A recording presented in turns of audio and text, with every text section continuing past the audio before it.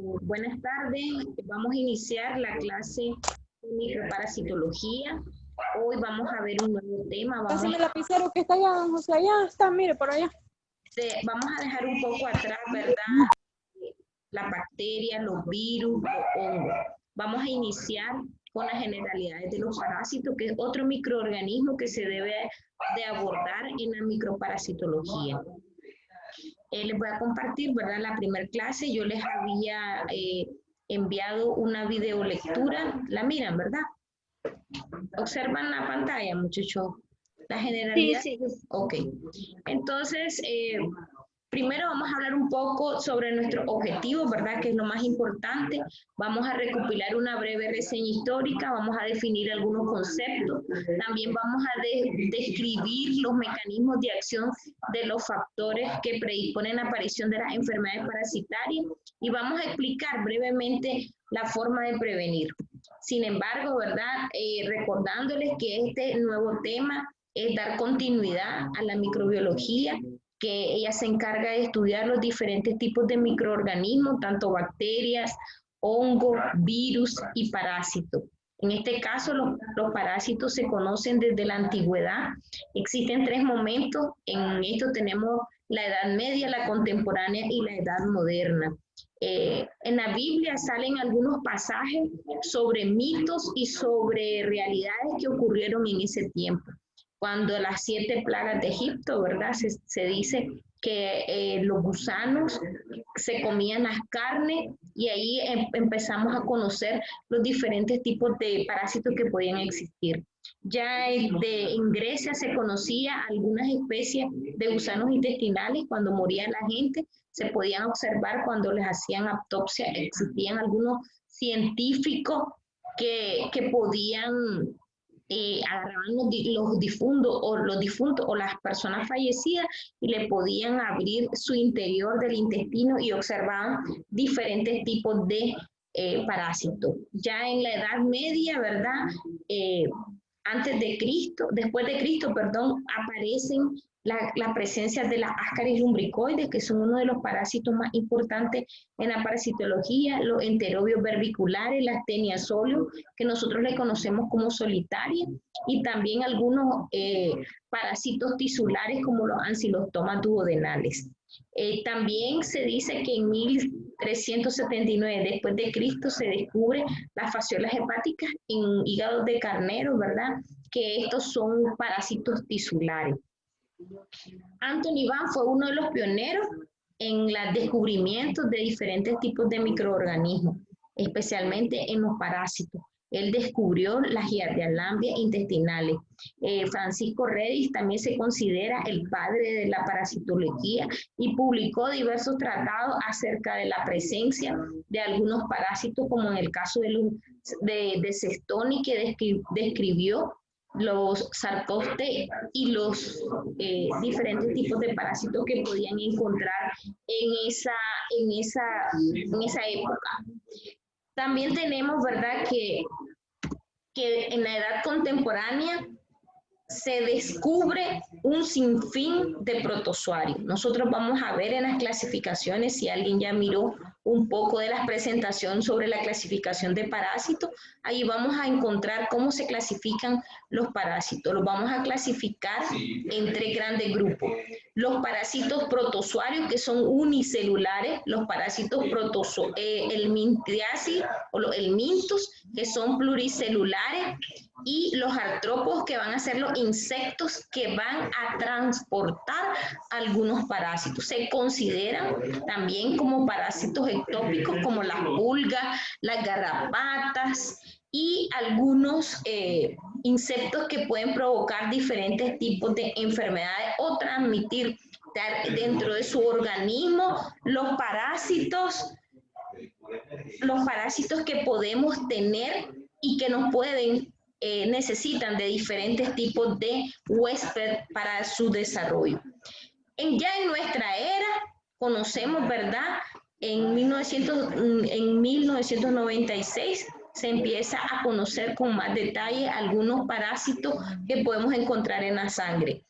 La OMS ha descubierto que existen por lo menos un número de 52 millones de muertes por enfermedades en general y que el 33% de estas muertes pueden ser causadas por enfermedades infecciosas y parasitarias. La malaria es una de las enfermedades que ha afectado grandemente a diferentes países. En este caso, tenemos 50 países que hubo el 0.5% y el 1.7% de muertes por esta causa. ¿Qué importancia tiene estudiar parasitología? Por ejemplo, a ver, María, dígame, ¿qué cree usted, para qué nos sirve a nosotros como estudiantes estudiar parasitología? Los diferentes... Buenas tardes, profe. Bueno, en mi parecer pienso que estudiar microparasitología es muy importante, ya que como enfermero vamos a convivir mucho con todos los pacientes, entonces a ellos se les hace exámenes y todo eso, entonces nosotros tenemos que tener en cuenta que es muy importante saber todos los valores, los tipos de parásitos, para de esta forma brindarle una mejor atención a cada uno de los pacientes, en mi parecer. Así es, como estudiantes de enfermería ustedes deben de tener la capacidad de haber asimilado los diferentes tipos de parásitos que pueden afectar a los pacientes, para ustedes darle el mejor seguimiento y aplicar el tratamiento adecuado para cada uno de los pacientes y los cuidados necesarios que requiere cada uno de los pacientes. Entonces, por lo tanto, dice que la parasitología tiene una relevancia social, porque si sabemos que existe una endemia o una epidemia sobre diferentes tipos de parásitos, vamos a conocer en nuestra carrera la prevalencia y la letalidad. Cuando hablamos de prevalencia es cuántas personas están enfermas, y cuando hablamos de letalidad, a quiénes va a afectar y a quiénes puede llevar, conducirlos hasta la muerte. Tiene un impacto económico, porque sabemos que si en nuestra familia una persona se contamina de parásitos, podemos contaminarnos todos y conlleva a más gasto económico por este tipo de enfermedades.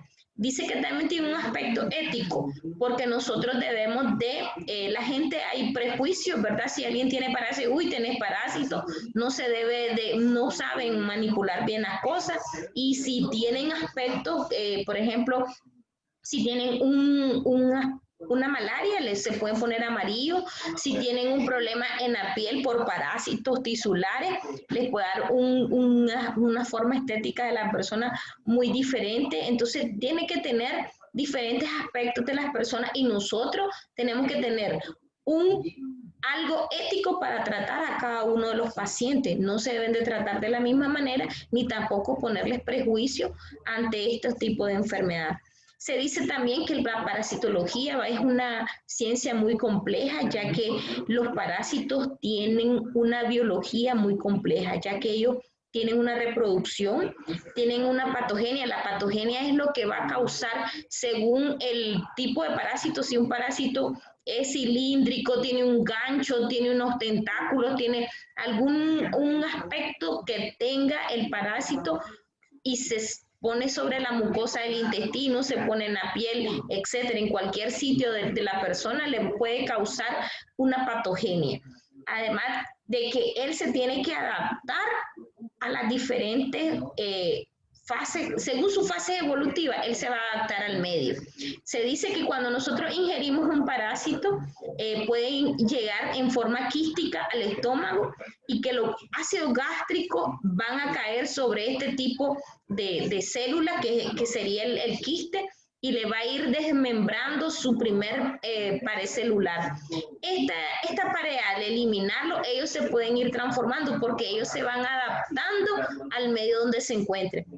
Si salen a la tierra en las heces fecales, ellos van a permanecer en el suelo por mucho tiempo, hasta un mes, varias semanas, y ellos tienen que adaptarse a hacer cápsulas alrededor de su pared de ellos para que se adapte al medio ambiente. Sus fases evolutivas van a ir conforme ellos van evolucionando en su ciclo de vida, y que la adaptación al medio ambiente ellos lo van a ir como adaptándose a todo ese tipo de cosas. Hay algo muy complejo. más complejo que todo lo que he mencionado, que la ausencia de vacuna, no tenemos vacuna para este tipo de microorganismos. Hasta hoy en día no hemos desarrollado o no han desarrollado los científicos ninguna vacuna que pueda solucionar cómo prevenir la enfermedad parasitaria. Solo tenemos métodos de prevención, de lavado de manos, de preparar bien los alimentos, de cocción de las carnes, de cocción de los alimentos bien, porque expuestos a temperatura ellos se pueden desnaturalizar. Entonces, pero no tenemos una vacuna hoy en día para poder decir, me voy a vacunar contra la Ascaris lumbricoides. También dice que tiene una asociación con los factores antropológicos, porque les había dicho de que tiene que ver con cultura. Se dice que las personas que viven en zonas rurales, en zonas endémicas, pueden padecer más de estos parásitos que las personas que viven en zonas ya en la ciudad, donde ya hay agua potable, donde no tienen uso de letrina. Entonces, ellos van a depender de los factores que están a nuestro alrededor del medio ambiente. Entonces, por eso es de gran importancia que nosotros como estudiantes conozcamos y estudiantes de enfermería conozcamos los diferentes tipos de parásitos para conocer sus etapas evolutivas, su tratamiento, su diagnóstico y su patogenia. Los parásitos en sí, ¿verdad? Son seres eucariotas, quiere decir que pertenecen a las células eucariotas y estos pueden ser de diferentes especies, al igual que las bacterias pertenecen a un género, a un filo, a una familia, a otra especie. Se denominan, ¿verdad?, por su ciclo de vida a las etapas secuenciales del desarrollo de un parásito, o sea que todo este microorganismo llamado parásito van a tener un ciclo evolutivo. Van a ser primeramente los protozoarios, en el caso de ellos, van a ser quistes y trofozoitos. En el caso de los helmintos vamos a tener huevos y adultos, y en algunas ocasiones van a producir larvas. Entonces van a tener diferentes etapas evolutivas como nosotros los seres humanos, que primero nacemos, estamos en el vientre de la madre, nacen, es un bebé, primero es un feto, luego un bebé, después un adulto y luego tenemos que morir. Entonces esa es la etapa evolutiva de los seres humanos. ¿Cuál va a ser la etapa evolutiva de los parásitos? Van a ser los quistes y los trofozoitos en el caso de los protozoarios. En el caso de los helmintos vamos a tener huevos, larvas y adultos, parásitos adultos que los vamos a poder ver a simple vista. Y también tenemos en el caso de los artrópodos, que van a ser los insectos, las moscas, las cucarachas, que son los principales insectos que se van a dividir en biológicos y mecánicos, y ellos van a pasar también otras etapas evolutivas, pueden estar en huevo, pueden estar en larva o pueden estar en pápulas como en el caso de las moscas.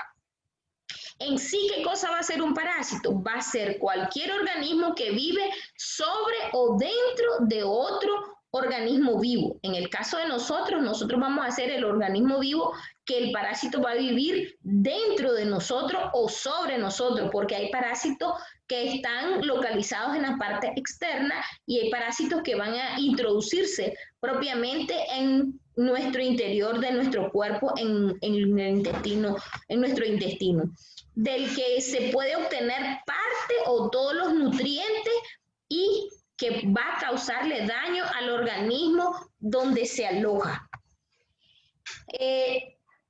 Eso es lo que estamos hablando de qué cosa es un parásito. Pero ¿quién estudia los parásitos? Va a ser la parasitología. La parasitología va a ser la rama de la biología que estudia los diferentes fenómenos parasitarios. También vamos a conocer, ¿verdad?, que la parasitología tiene diferentes ramas. Si dijimos que tenemos 3 grandes grupos de parásitos, los protozoarios, los helmintos y los artrópodos, cada uno de estos parásitos va a ser estudiado por una ciencia.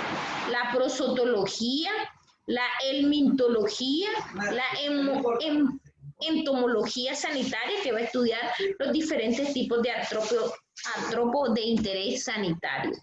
Vamos a conocer algunos aspectos básicos o conceptos que necesitamos dominar en esta clase. Primero, ¿qué cosa es el parasitismo? Va a ser la asociación de un ser inferior, supuestamente más débil y más pequeño, menos evolucionado, que en este caso van a ser los parásitos como se observa en esta imagen. Los más grandes, ¿verdad?, van a desarrollar y van a ser evolucionados a merced del más pequeño.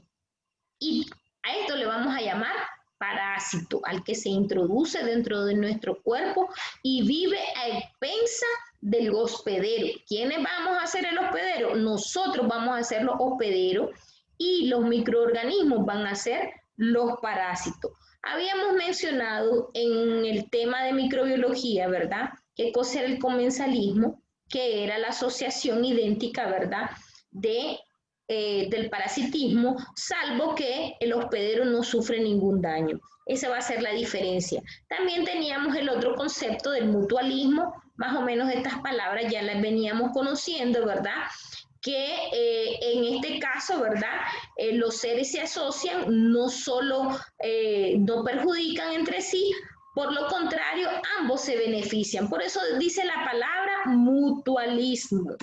Tenemos también, ¿verdad?, en la categoría de los parásitos, que ellos necesitan alimentarse. Al igual que las bacterias, recordemos que en su clasificación, según su nutrición, requerían de oxígeno o no requerían de oxígeno. Podrían ser autótrofas o podrían ser heterótrofas. En este caso, los parásitos tienen una categoría autótrofa y heterótrofa, que significa que los autótrofos necesitan de compuestos químicos inorgánicos sencillos como el dióxido de carbono y el agua para poder sobrevivir. ¿De dónde lo vamos a obtener? De la materia de nuestro organismo.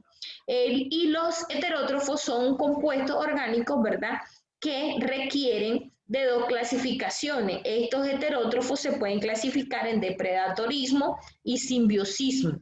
El depredatorismo va a ser supuestamente el más grande o el menos poderoso, vive a expensa del más débil. Y el simbiosismo van a hacer que los dos se juntan, pero uno se alimenta y no le causa daño al otro. Debemos de saber que nosotros somos los hospederos, pero existen diferentes tipos de hospederos. Un hospedero definitivo y un hospedero intermediario. ¿Cómo lo vamos a diferenciar entre definitivo y intermediario? El definitivo va a ser cuando tiene en su etapa más desarrollada o en la etapa adulta al parásito. Y el intermediario va a ser cuando tenga al parásito en la etapa más inmadura o menos desarrollada en el caso de las larvas, ¿verdad? Entonces, ahí vamos a estar claros en la definición entre un hospedero intermediario o un hospedero definitivo. ¿Qué vamos a hacer nosotros? A ver, Milena, dígame, ¿qué vamos a hacer nosotros? ¿Huéspedes intermediarios o definitivos? ¿Qué cree usted? Huésped intermediario. No, porque mire, cuando nosotros estamos, cuando tenemos parásitos ya los vamos a tener en forma adulta, va a ser la más desarrollada. En cambio, el intermediario la va a tener en etapa más inmadura. En el caso, por ejemplo, un zancudo, un cerdo que tiene las larvas de la cisticercosis o la semilla del cerdo, entonces los animales o algún insecto puede actuar como intermediario. En el caso de la cisticercosis, en ocasiones nosotros podemos actuar como intermediario, ya que a nosotros también nos puede dar la enfermedad de cerdo, que es la cisticercosis. El reservorio va a ser un animal o un portador, él solo va a andar en su parte externa al parásito y lo va a transmitir. Y el vector van a ser, también se pueden clasificar, ¿verdad?, como artrópodos. Estos organismos generalmente son los artrópodos, como les decía, que transmiten al parásito al hospedero vertebrado. O sea, que el vector es un invertebrado y el vertebrado vamos a ser nosotros, que nos va a transmitir. Él también puede actuar como un huésped intermediario. Entonces, cuando él anda, el parásito en su interior, nosotros lo podemos adquirir porque él me lo va a transmitir. También tenemos los fomites. Estos son objetos inanimados. En el caso de que puede ser transportado. Por ejemplo, tenemos una taza y está contaminada con huevecillos de amebas y yo me tomo agua o el agua precisamente, ¿verdad? Está contaminada con heces fecales. Las heces fecales tenían amebas y yo me tomo esa agua, entonces ese objeto inanimado, que sería el agua, me lo va a introducir hacia el interior de mi organismo. ¿Y qué va a hacer el portador? El portador va a ser, a ver, Yamilet, ¿qué entiende usted por portador? Yamilet. El que porta el parásito. Perfecto, va a portar. En este caso usted había puesto un ejemplo como el de la mosca. Mire, también podemos ser portadores. Lo que pasa es que vamos a diferenciarnos en que nosotros no vamos a tener sintomatología. Recordemos en el VIH, dice que hay gente que tiene VIH y puede ser un portador sano, pero él tiene el virus, pero no padece la enfermedad, no tiene ninguna sintomatología. Asimismo va a ser cuando seamos portadores, vamos a tener el parásito, ¿verdad? En nuestro interior, pero lo vamos a transmitir a otra persona y nosotros no vamos a tener ninguna sintomatología. No nos va a dar dolor de estómago, no nos va a dar vómito, no nos va a dar absolutamente ningún síntoma que nos pueda causar daño. Simplemente yo lo tengo, yo se lo transmito. Si voy al baño, accidentalmente me llené de heces fecales y vine a preparar los alimentos a mi cocina y yo le doy de comer a mi hijo, a mi esposo, entonces yo le estoy transmitiendo los parásitos, pero yo no tengo nada, no me dolió el estómago, no tuve ningún problema o ninguna sintomatología. Y ellos a los días empiezan a sentir vómito, diarrea, dolor abdominales, etcétera. Que lo vamos a ir viendo cuáles son las características clínicas que tiene cada uno de ellos. Entonces, por lo tanto, nosotros vamos a actuar en ese momento como portador sano. Entonces, Yamilet, ¿me entendió qué cosa es un portador? Sí. Ahora sí, ok, continuemos. Entonces, y ahora vamos a ver algo, qué cosa es una infección parasitaria. Cuando sucede que el huésped tiene parásito que no le causa la enfermedad, lo cual constituye en el estado de portador sano que les estamos mencionando, y sucede que la presencia de amebas no son patógenas, o sea que el parásito no me va a causar daño, pero que ahí se desarrolló una infección parasitaria leve, como en el caso del parasitismo, y también puede ser dependiendo del tipo de agente infeccioso, o sea que tenemos amebas patógenas y amebas no patógenas. Tenemos otro tipo de parásitos que me van a causar daño. El hecho que yo ande amebas no patógenas, yo no voy a tener sintomatología, pero si yo ando otro parásito, entonces yo voy a tener la sintomatología. Entonces, ¿qué va a ser la infección? Va a ser la introducción de los parásitos que no me causó ningún daño, pero que se puede desarrollar por la presencia de otro patógeno y ahí sí ya voy a empezar a tener sintomatología. Y la enfermedad parasitaria va a ser cuando ya presentamos alteraciones patológicas. La infección parasitaria va a ser cuando entran a mi organismo los parásitos y no produzco ninguna sintomatología, o puedo tener un dolor leve, pero no se me desarrolla tantas afectaciones. En cambio, la enfermedad parasitaria va a ser cuando el parásito con sus estructuras morfológicas, ya sea un ganchito, como les dije, la estructura que tiene cada uno de los parásitos me va a absorber, por decir algo, eritrocitos y me va a causar una anemia. Entonces ahí yo ya voy a tener una enfermedad con una alteración patológica y voy a tener sintomatología porque voy a estar produciendo o haciendo ciclo de vida del parásito, como por ejemplo la malaria. ¿Ustedes saben, María Aide, cómo se transmite la malaria? No sé, profe. Entonces la malaria se transmite a través de un zancudo. Por un zancudo no es. Así es. Zancudo, ¿verdad? Sí. Denme un segundito que fíjense que creo que se me va a apagar la compu. Denme un momentito. Tengo que conectarla, si no nos quedamos en el aire.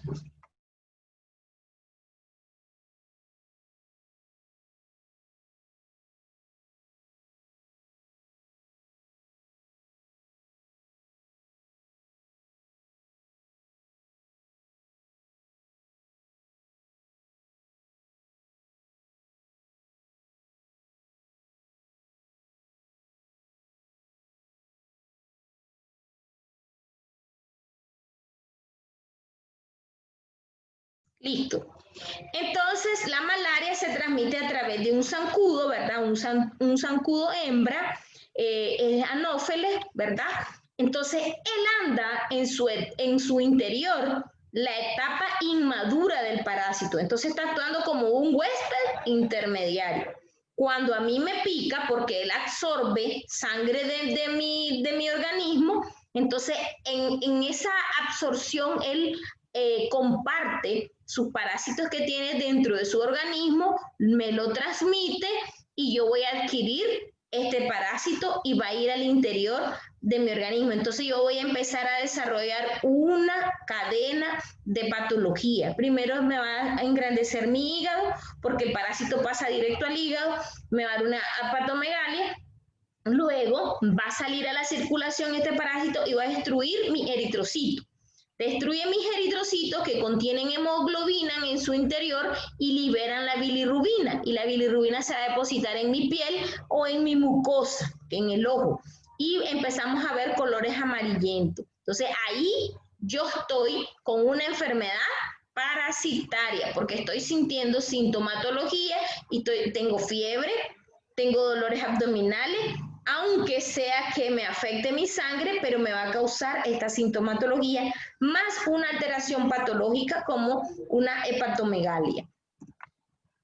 Luego tenemos, ¿verdad?, que existe una infectación, es cuando invade o hay una invasión de un organismo vivo por agente parasitario externo. En el caso de las pulgas, es cierto que son parásitos propios de los animales, en el caso de los perritos, pero también nos puede causar daño. Puede estar en la parte cerca de la mucosa, puede estar en nuestro oído, en nuestra piel, etcétera, y nos va a producir una enfermedad, este tipo de parásito externo. Entonces, ¿qué hace? Una infectación por este parásito que está fuera de mi organismo. Tenemos también otros tipos de enfermedades que pueden transmitirse de animales a vertebrados y a eso se le llama zoonosis parasitaria. Esto quiere decir que la enfermedad de los animales me puede causar daño. En este caso le vamos a llamar una zoonosis. Si alguien tiene una enfermedad y le dice, fue una zoonosis lo que te dio, quiere decir que la garrapata del perrito me picaron y me pueden causar algún daño. Por eso se le llama zoonosis. Habíamos hablado un poco del ciclo de vida, ¿verdad? Dijimos que el ciclo de vida va a ser el conjunto de fenómenos o cambios que experimenta el parásito. Va a tener la etapa joven, que va a ser un huevo o un quiste, y luego se va a ir transformando a una larva o un trofozoito hasta llegar a una etapa adulta. Sin embargo, quiero que nos centremos en que los protozoarios van a tener la etapa de quistes y trofozoitos. El minto van a tener en las etapas de huevo, larva y adulto. Y luego tenemos, ¿verdad?, algunos parásitos monoxenos, ¿verdad? En el caso de que los ciclos biológicos pueden ser monoxeno y heteroceno. Cuando se dice que es monoxeno es cuando el parásito se desarrolla en una sola especie, o sea, no tiene otro huésped intermediario. Pero se va a llamar heteroceno cuando tiene más de una especie para cumplir su ciclo de vida, como en el caso de las malarias, que primero está en el zancudo y luego está en mi organismo. En los monoxenos tenemos, o en el caso de la Giardia lamblia, es uno de los agentes, ¿verdad?, que cumple su ciclo de vida solo en el organismo humano. Y los heterocenos tenemos otra clasificación, diheteroxeno y poliheteroceno. Hasta aquí, ¿verdad?, vamos a llegar sobre la generalidad de los parásitos. En la próxima semana vamos a hablar de la clasificación. Les voy a dar chance. Yo creo que hoy vamos a entregar una tarea de la clasificación. Espero que hayan hecho el mapa conceptual, ¿verdad? Les di un poquito más de chance para que la puedan entregar hasta mañana, si no la han entregado. Y vamos a hablar sobre la adaptación parasitaria dentro de nuestro organismo, ¿verdad? que el parásito, al cumplir su ciclo de vida dentro de mi organismo, tiene que también cumplir el proceso de la reproducción. En general, los parásitos pueden reproducirse de forma sexual y de forma asexual. Esto quiere decir que cuando se reproducen de forma sexual necesita una hembra y un macho, que esto ocurre casi siempre en los helmintos. Y cuando es una reproducción asexual van a ocurrir generalmente en los protozoarios. En la parte asexual puede haber 3 formas de reproducción, al igual que las bacterias, por una bipartición, por una gemación o por una esporulación. También tenemos, ¿verdad?, que los parásitos desarrollan mecanismos patológicos, que es lo que yo les había venido diciendo, que tienen mecanismos mecánicos, acción mecánica, que es cuando comprime y ocupa un espacio, por ejemplo, los parásitos grandes como las ascarilumbricoides, que pueden medir de 15 a 20 centímetros, que le llamamos normalmente lombrices. Esas se pueden enrollar ya una cierta cantidad, aproximadamente unos 20, 30 parásitos dentro del intestino delgado, y van a obstruir el paso de la S. Entonces, por eso los parásitos van a tener una patogenia en una acción mecánica, obstruyendo el paso en el intestino delgado.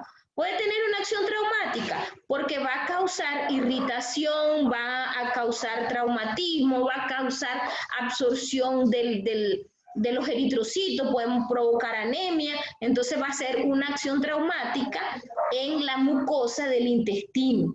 Dice que también puede tener una acción bioquímica. En este caso, ellos producen sustancias tóxicas que le provocan náuseas al paciente, le provocan dolor, le provocan diarrea, o el metabolismo, ¿verdad?, va a destruir las células que es donde están fijadas y destruyen los tejidos de la mucosa.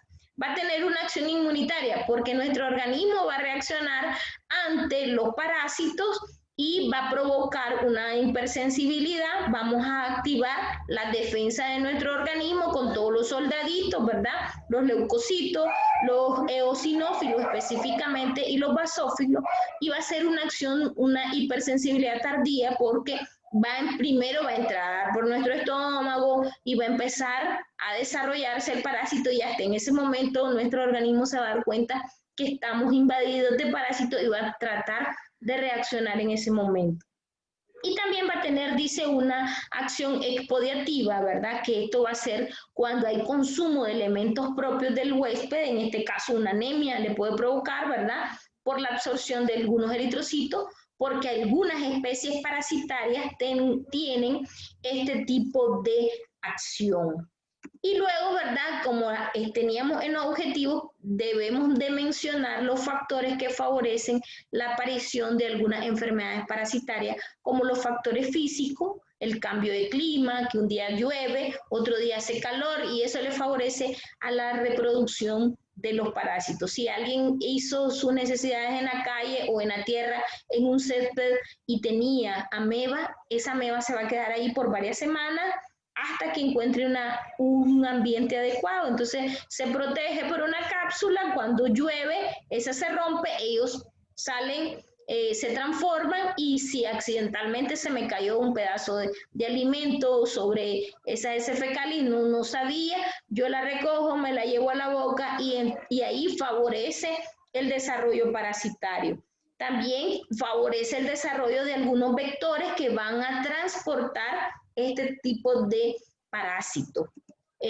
Tenemos los factores de vida rural, ¿verdad?, que son muy importantes porque hay personas que todavía usan letrina, que no usan calzado, el zapato no usar puede conllevar a que si hay parásitos de tipos tisulares pueden introducirse a través de la piel y llegar hasta el torrente sanguíneo. La contaminación de las heces fecales a los ríos, que es muy importante la diseminación, ya que nosotros podemos consumir este tipo de aguas contaminadas.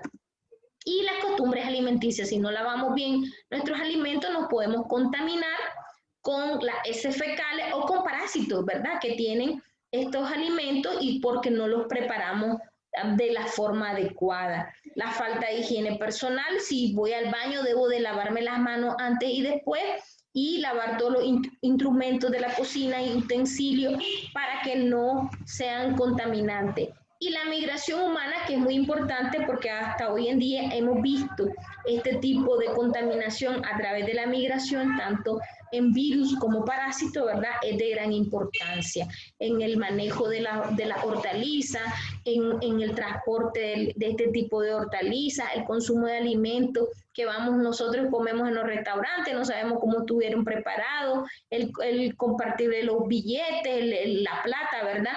Que debemos que comprar. No sé si la persona que me dio mi cambio al hacer una compra tenía bien lavadas las manos. Entonces, por ahí no podemos transmitir estos diferentes tipos de parásitos. Y lo otro, ¿verdad? De cómo vamos a prevenir. Bueno, si ya conocemos los factores que me van a influir para enfermarme, yo debo de prevenir evitando todo eso, no consumir agua de río, lavar bien las hortalizas, lavarme las manos, lavar continuamente las letrinas, etcétera, ¿verdad? Esta es una forma fácil de prevenir de diferentes parásitos. Hasta hoy, ¿verdad? Hemos concluido con las generalidades de los parásitos. Se me va a cortar, muchachos. Quiero que se vuelvan a reconectar para que no terminemos la clase, para continuar la clase, ¿verdad? De la clasificación. Así que